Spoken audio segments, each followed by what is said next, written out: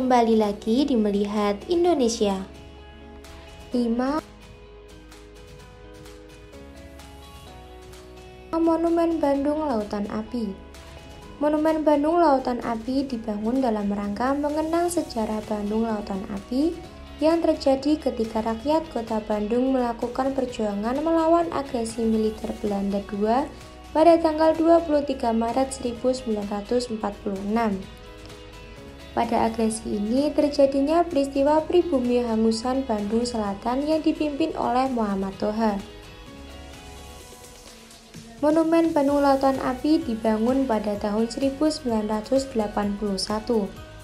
Memiliki tinggi sekitar 44 meter serta memiliki 9 sisi. Pada bagian puncak dibuat seperti bara api berwarna kuning keemasan seperti api yang menyala. Monumen ini dirancang oleh seniman Sunaryo Sutomo, yakni seniman kontemporer.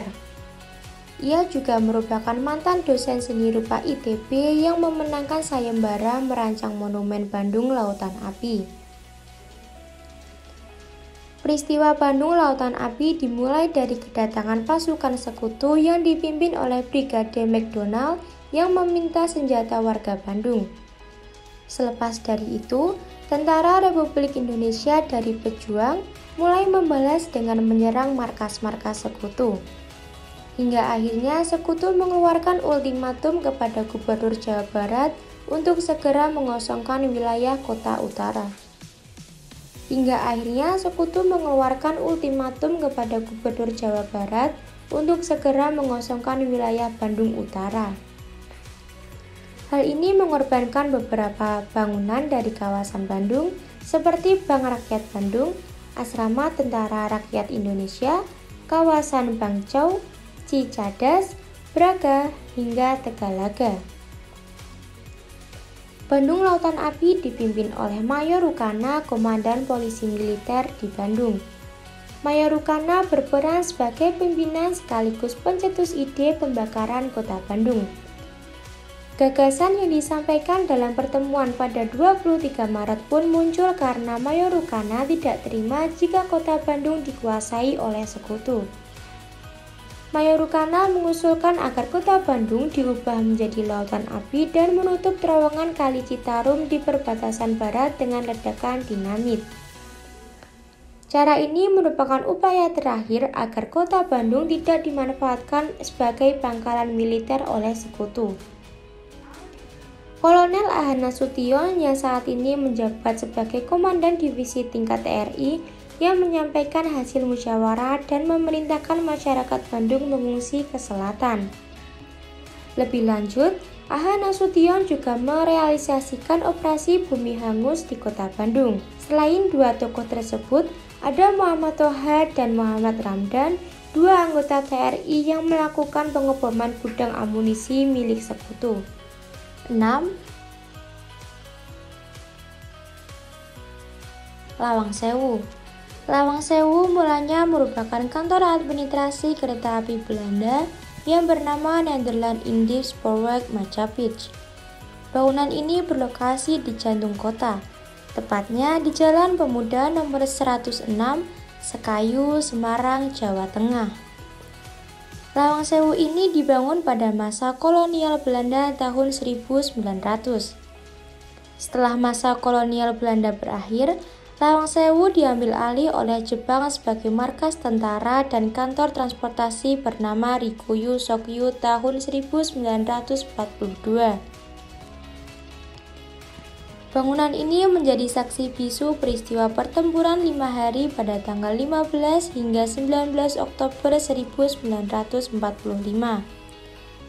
Pertempuran ini terjadi antara Angkatan Pemuda Kereta Api dan tentara Jepang. Saat ini, Lawang Sewu menjadi markas tentara Jepang. Sementara itu, AMKA berada di Wilhelminaplein atau kawasan Taman Tugu Muda yang berdiri tepat di seberang Lawang Sewu.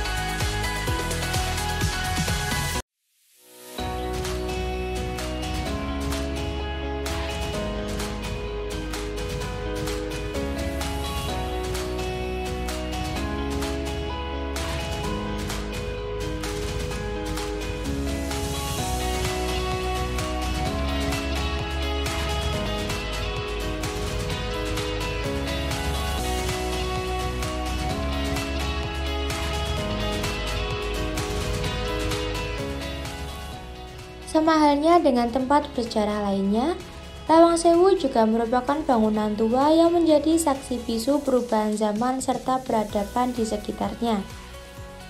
Untuk membicarakan sejarah Lawang Sewu, mungkin kita harus kembali pada tahun 1864 saat program pemerintahan Belanda ingin membuat jalur kereta api pertama kali di Indonesia.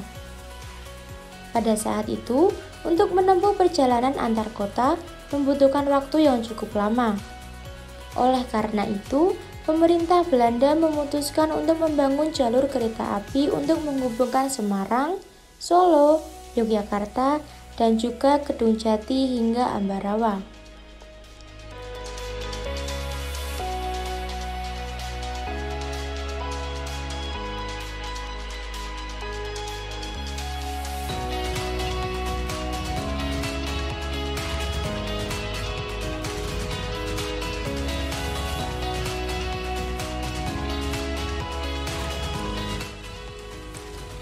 Lawang Sewu telah memiliki pesona yang membuat banyak orang untuk tidak bisa tak menoleh ke arahnya. Kokohnya tembok putih Lawang Sewu yang menawan dari depan hingga bangunan paling belakang, ukiran arsitektur hingga sentuhan gaya Hindia baru sudah cukup membuat takjub. Sejarah Lawang Sewu yang panjang juga memberikan sentuhan magis dan juga mistis. Semakin memperkuat keindahan bangunan ini sebagai tempat bersejarah paling wajib dikunjungi.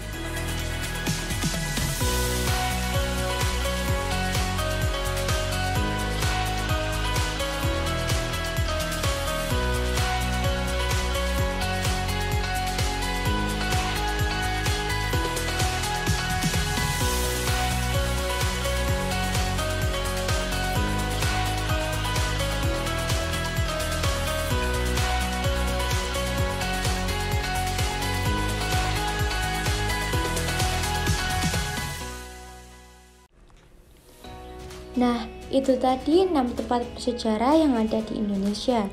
Dari berbagai sumber yang ada di Indonesia, setiap tempat memiliki cerita unik dan tentunya bersejarah.